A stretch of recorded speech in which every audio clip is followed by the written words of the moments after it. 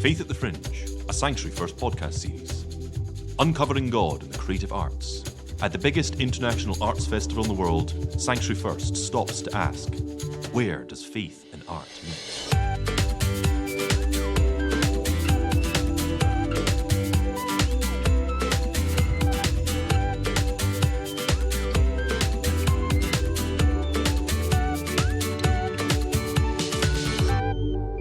Welcome to Faith at the Fringe, a Sanctuary First podcast series. We are here in Edinburgh in our one-to-one studio that we've assembled, and I'm joined with Nikki Kirkland today. I'm Jack Steele as part of the Sanctuary First team, and today we also have a fabulous guest. We're going to be talking all about the giraffes that you've maybe seen in and around Edinburgh if you've been in the city for the Fringe Festival. So welcome. Yeah, so today we've got Tabi Harvey with us. She's a local Edinburgh artist, and as Jack said, she's been involved with the Giraffe project. So how did you get involved with that? So I've always loved giraffes, and I've always, every time I've seen one of these art trails around, so there was an Woolly one a few years ago, and I thought, oh, this looks really fun. I wonder how you get involved. And I had looked up, and I nearly submitted an idea for that, but I just couldn't come up with a good idea. So when this one came around, I'm also a huge fan of the zoo and all the conservation work it does. So I got an email from the zoo to say they were doing this art trail, and that was last summer. They sent that round. And I thought, well, I have to come up with an idea for this, and I instantly came up with one with like a meadow design. So it's all Scottish wildflowers and native butterflies and bees, because I want to make sure that people, they know how important it is that we have all those things. So I did a design for that one, and then I really wanted to come up with a second design because you can submit two. I thought if I submit two, there's a chance that I might get one picked. So I tried. Spread the odds, as it were. Yeah. So I tried a few different ones. I drew them in Photoshop, so a bit easier to like fiddle around with them. I couldn't come up with one that I thought was really good. And then my husband came up with a footprint design with all footprints from animals that live at Edinburgh Zoo. So it's also for conservation, to remind people about conservation. There's a lot of endangered animals, and there's a lot of animals we don't have anymore. But the Edinburgh Zoo does a lot of conservation work. So my other giraffe has got spots that look like, from far away, it just looks like a giraffe because it's giraffe coloured. But each spot is actually a footprint from a species that lives at Edinburgh Zoo. Yeah, I've seen that one because it's on Lauriston Place, that one, yeah. And where's your one that's the meadow? It's up at Cannon Mills, just around the corner from the Botanics.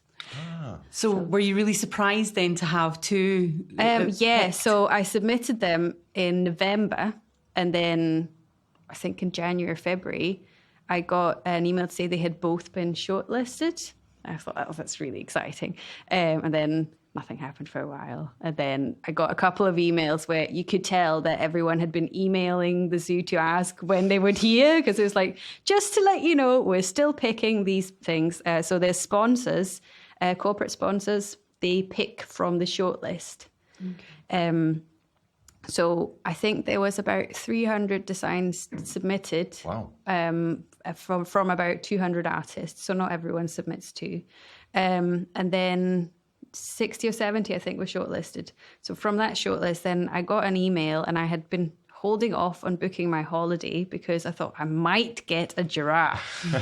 So I got an email to say that footprints had been selected. And I didn't know who the sponsor was at that time. I just knew that I would get to paint this giraffe. I was so excited. And then that was on a Friday. So over the weekend, we booked the holiday because I was like, well, if I just have one giraffe, I can still go on holiday for 2 weeks, and I still have time around that to sort of paint everything before the deadline. And then on the Monday, I got another email to say, oh, by the way, someone has picked your other giraffe as well. So I was really, really excited because that was the one that was like, that was my baby. That was the one that I had originally come up with. And then I was like, uh-oh, I still have to go now. I've booked that holiday. So I got an email to say, when can you start painting? And all the painting was done in the old Debenhams at Ocean Terminal. Oh, wow. Yeah. So it's been standing empty for a while now. But there's a little place in Ocean Terminal called the Wee Museum. And they've got it's a wee museum. So the people who run that have taken over Debenhams to sort of make it into a community hub. And we were the first people to get in to use the space. So we were down in, I say basement, it's just the ground floor, but it felt like the basement because you had to go upstairs and then go down the very long, very standing still escalator. All the way down, and the doors were closed and stuff. It was really cold. The heating had been switched off. Into the depths where they hide away the creatives. And then they hadn't cleared it yet, so we started. The shutters were halfway down. You had to sort of sneak under and then pull something in front of the door again. And then there's a whole pile of old mannequins when you walked in, kind of creepy. And walked down all the stairs. Which are obviously extra tall because they're escalators. And then you went down, and then it was 42 giraffes. Wow. Reminds me of some of those scenes from Westworld where there's just all these giraffes hidden away in this room, unpainted. Yeah. So they painted all the giraffes in this space, and did all the artists come in just one big day? Was there a... No. So some artists were not from around Edinburgh. Anyone in the UK could apply. So there's quite a few that had their giraffes shipped to their house. Oh, okay. Wow. So they're quite tall. They are 8 foot tall. Yeah. So that's quite a big one. So I think for some of because there's Wild in Art are the trail partner for this. They do all the trails. They make the sculptures. They do quite a lot of trails, and quite often it will fit in a large van. But the giraffes, you can, if you have a giraffe in your van, it has to lie down. You can't really fit anything else in there because you can't put in a stack of anything or anything. So, but people still managed to get the giraffes, and I was like, yeah, I can't fit an 8 foot giraffe in my house. So, are they just around Edinburgh? Because I think the Willie one had some all around Scotland as well. There were two different. So the Willie ones, there was some in Edinburgh and some in Dundee, and maybe somewhere else. The giraffes are just in Edinburgh. Just in Edinburgh. The furthest away one is in South Queensferry, which is a puffin. Yes, I saw that the other day. I went there on Sunday to see that. So it's the only one that isn't a giraffe, or is it a giraffe? It's a giraffe. Puffins? Yeah, it's painted. Its face is painted like a puffin, and it's got puffins all over it. Oh right. And it's based on a poem or a story by a Scottish writer. Yeah. Wonderful. Yeah. So do you know some of the inspirations behind, for people at home that maybe don't know about the project, what was the sort of goal of the Giraffe project? What was the sort of intentive and the sort of inspiration behind it? For the whole giraffe For the thing. whole giraffe sort of project, yeah. It's all for the benefit of Edinburgh Zoo. Right. So they are organising it in partnership with Wild in Art. And at the end of the trail, all the giraffes will be taken back in. They all go to the zoo for a weekend in September, from the 16th to the 19th of September. You can go and see them at the zoo. And all there's little ones as well, done by community projects and schools. And then after that, sometime in October, they'll be auctioned off, and all the proceeds go to Edinburgh Zoo and the Royal Zoological Society of Scotland. Great. So, they usually raise quite a lot of money for whoever is organising them. But it is a big undertaking doing them. 200 giraffes, yeah, I bet.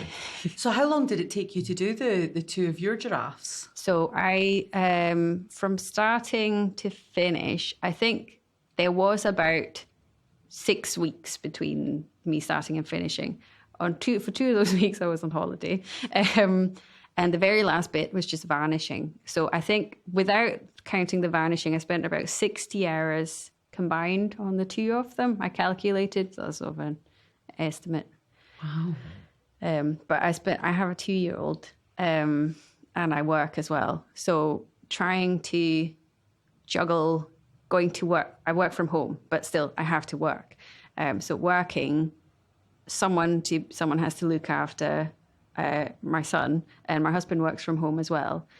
So we had my in-laws over a lot to collect Gabriel. So yeah, I couldn't have done it without them or Martin, my husband. Yeah. Or work, because they let me I work part-time, but they let me just like clock out and go and do the giraffes a bit and make it up another time so I could paint when the giraffe space was open. You spoke a little bit about your inspirations for each giraffe design and how that came about, but I'm wondering about just what your sort of inspirations are outside of the giraffes in terms of your approach to this art and what you do and how you sort of came to your artistic sort of side of things. I've always been one of those kids that I've always been drawing, like ever since I was tiny. My aunt is an artist, not professionally, but she should be. She does beautiful paintings, like massive paintings. She used to do oil paintings and she had to switch to acrylics, but she does murals as well. Her house is like this murals. You go upstairs and there was a peacock on the wall. It was amazing. But she does beautiful paintings, and she did paintings with like a lot of Christian imagery, so doves and scenes from the Bible, and also just nature. I find that I was inspired by her a lot. Also, my cousin, her daughter, she paints a lot of. No, she doesn't paint. She draws a lot of animals, and I've always been very into animals. I'm very into protecting all of. We have so many animals and so many beautiful things in the world, and we should appreciate them and protect them. Yeah. So that's my inspiration for some of my art. Sometimes I just want to try some stuff that looks fun. Push out the boat and try something new. Yeah. And what do you do with a lot of your sort of work? Does it often end up becoming exhibited around the cities, or do you keep some of it yourself or sell it? So because my 2-year-old, my 2-year-old, he has been a lot of my life lately. My art has been sort of on standby, and the giraffes was my first big project in about 3 years. Great. Apart from a mural I did on his bedroom wall, which has got okapis. They're related to giraffes actually, but they were on his wall, and there's a jungle. I saw the work in progress on that on your Instagram, which was fun to watch. But I know just sort of what Jack was saying, that you were connected to one of the art collectives and we're doing a lot of stuff in town. So you're well experienced at boots on the ground to sell your own stuff. Yes, yeah. I used to do a lot of markets when I lived in Ayrshire. I did loads of markets, constantly, all the Christmas markets. Then we moved to Edinburgh. And then I started working full time in a not art related job. So it was harder to do Christmas fairs and stuff. And also Edinburgh, while it has loads of Christmas fairs, they're also huge and really expensive. So I did a few. And then I went on to do a class on how to get your stuff into a shop so you can sell it. It had a catchier name than that, but it's years ago, so I can't remember. And the person who was teaching the class, she had just started her own shop, the Art and Craft Collective. And it's still going. They just turned 5 this month, actually. And she said, "Oh, maybe you want you to put some of your stuff in my shop." So I did. So that was more cards and stuff. I did a lot of paper crafts. I'm probably much less of a painter than I am a paper crafter. But I do love painting. So I do origami boxes, and I did like 3D cards and. That's fabulous. We actually had a theme on Sanctuary First. If some of our listeners are maybe avid Sanctuary First followers, they might remember it, where we were talking all about unpacking boxes, and it was origami related, and about how origami of God's grace unfolds in our lives, and so somewhat origami related. But we never actually got any origami artists involved with it, so we missed a trick there. Speaking of how it sort of ties into some of our church, the church, of course, is a huge, or was, I should say, maybe a huge supporter of art artists over through history. And I suppose projects like this throughout the Fringe Festival are a sort of inspiration, and we nudge to some of us as Christians that really we've kind of lost our way a wee bit. We don't quite do as much of that artistic expression in church as we maybe used to and should. And it can be a great sort of way to encourage people, as in your case, coming back to doing a project, something like this, with the Giraffes, and getting back into doing art again. But do you find that your connection with any faith helps with the way that you find your inspiration for your work and your art, or do you just sort of, does it just come to you on some other route? I think in a more indirect way, all of God's creation with nature and animals, that inspires me. And also it sort of, when I was painting the giraffes, it sort of, I got a peace, and I had peace, and I had time, and I would pray more than I usually would, because it was quiet. Yeah. So it's a sort of a nice way to sort of, it's calm. It's really calming way. And I think also for people who don't have a faith or anything, art is just really therapeutic. It can be quite meditative. Yeah. The process of, because you're really honed in on what you're doing and creating, and you can just find that wee moment of quiet and really enjoy it. A sort of stillness. Yes. Which I suppose as Christians we would associate closely to that of prayer. But as Christians, it might just be something as simple as just a bit of peace and quiet from your day, where you can find some calm in the busy sort of schedule.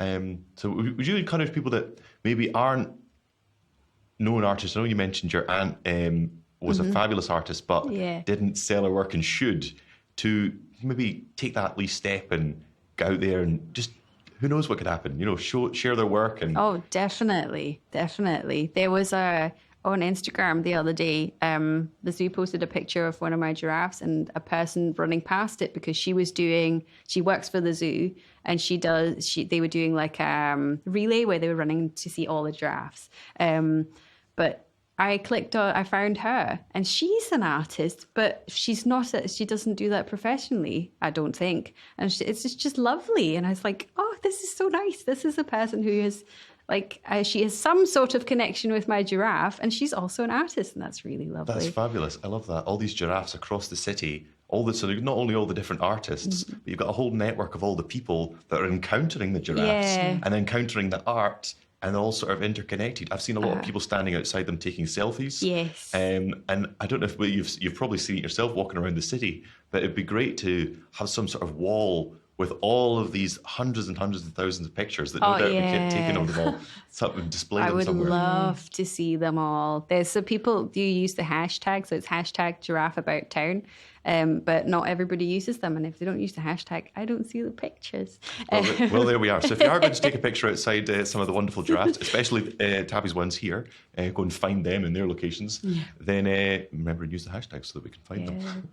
I think the thing that I thought was quite interesting is that one of the things that I hadn't realised they were doing is that they're selling like little mini giraffes. Yes. So I guess it's a way, if somebody wanted to maybe make their own expression for themselves, because, as you say, an 8-foot giraffe isn't something that you could just take home and set up, but, it's something that you could maybe go away and get that, and because they're in the zoo shop to get those. Shop. So I noticed that you've got your mini ones. So what are you going to do with your mini giraffe? I'm just going to do mini versions of my big ones as sort of a little thing, as a souvenir.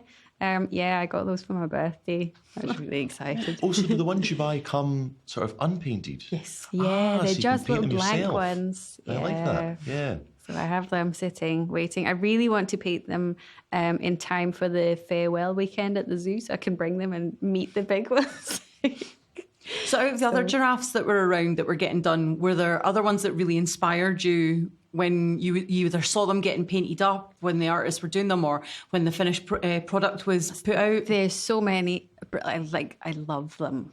I absolutely love them. Some of my favourites are Endangered Scotland. So that's got some of the same themes as mine. It's absolutely beautiful. It's in St Andrew's Square. It's got, 17 different native animals, and it's got like a wild cat. It's absolutely beautiful. absolutely go and see it. It's gorgeous. It looks like an oil painting, but on a giraffe. And another one that's one of my favourites is in Shanwick Place, called Animals in the City. And it's got buses with all the animals from the zoo as well. So again, a very similar theme, but completely different. Yeah. Like, I saw a super one the other day, which was sort of Mexican inspired, and it had sort of a skull-like figure on the face, Mona and Lisa. had all the dots and colour, very vibrant. What was that one called? Mona Lisa. Mona Oh, really? Lisa. Yeah, it's called Mona Lisa. That's amazing. Yeah, I saw that getting painted. The artist was in the same time as me. We overlapped quite a lot. So the ones that were painted at the same time as I painted, I sort of have an extra connection with them, which is really nice. And a connection now with these artists, which are, I'm Yes. assuming, were complete strangers up until this point. Yeah. So no, it's really nice. They like all like each other on Instagram. The artist who did the one, the George the Super Giraffe. Do you know him? He's down at Dynamic Earth. She's writing a book, and she's hoping to publish that soon about the giraffe, who is a superhero. So I'm looking forward to that as well. Yeah. It's really nice. We all like we have something in common. I think it's as an art project go, it's quite an interesting one because they're all over the city. They're not in one place, not in one museum. Like the sort of the city, a bit like the Fringe Festival itself, the city becomes the museum. Yeah. And much like it's not inside a space and it's sort of out there in the real world. So you've got to go out and experience it. And we talk a lot on Sanctuary First about taking our faith and our sort of passion for that out of the church buildings and into the streets. And with art, you can do that as well. It doesn't need to be in this weekend's fine sort of fixed place up on a wee glass screen where don't touch the work. And however, I do see on the giraffes it does say don't climb them. Yeah. As tempting as I'm sure that is for some people, but. Yeah, you can touch them, but yeah, please don't climb them. It's really not good for them. But you do give them a hug. Yeah. So more pictures of giraffes getting hugged around town then. That would be lovely. Excellent. Well, I think we're coming around about to the point of our podcast where we sort of wrap things up a little bit. But thank you for coming in and telling us all about the project and of your involvement with it and your inspirations. And it's been great just having a wee chat with you about all these giraffes and find them around the city. So if you're listening in, you can remind us where we can find your two giraffes. So so they have really long names, but keeping native biodiversity is a tall order. Okay. Or meadow, as I like to call it. She is in Cannon Mills. Lovely. And Leave Only Footprints is in Lauriston Place. Super. There we go. We can head out and find them, and that'll be wonderful. Yep. And when we're finishing off, we want to just finish off with a blessing for anybody that is listening. And I kind of feel that the one that I had in mind fits in really, really well. It's a Northumbrian blessing. So may the peace of the Lord Christ go with you, wherever he may take you. May he guide you through the wilderness, protect you through the storm. May he bring you home rejoicing at the wonders he has shown you. May he bring you home rejoicing once again into our doors. Amen.